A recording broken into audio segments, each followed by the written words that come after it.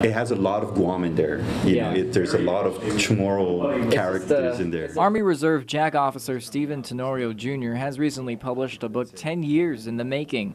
Entitled An Ocean in a Cup, he says the literary masterpiece was inspired when he was an English teacher in the late 90s and noticed a lack of regional literature, particularly from the Pacific, in the classroom.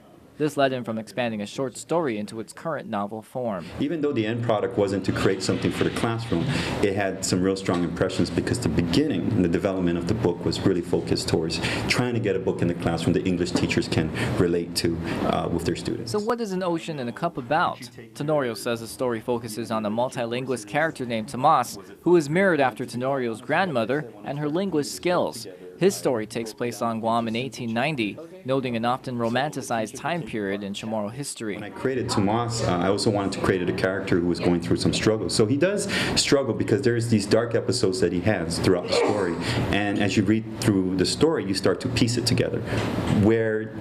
What is the dark episode? How does he deal with it? And where does it originate from? And in between all the memories he has as he goes back and forth, there's a lot of Guam there. Try to have some fun with it. Infused with Chamorroisms and nuances, the book can easily be confused as a historical or autobiographical piece. However, Tenorio says the main focus is about interpretive fictional literature. And while there are some historical and political references, it's not historical. No, it's not a historical book. I did my research. I tried very hard, but I'll be honest, I took some liberties. I pushed the margins a little, but for the most part, I tried to stay very honest so that anybody who was reading the book could get a feel that, this could have possibly happened, but it didn't happen. Tenorio has already received constructive feedback from numerous readers who compare his work to fiction writers James Joyce and William Faulkner.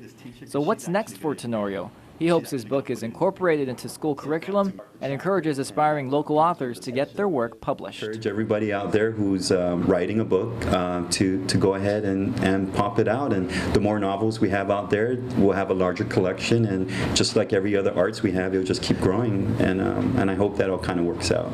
As for a second book, we'll see how this first one goes because this kind of winded me out.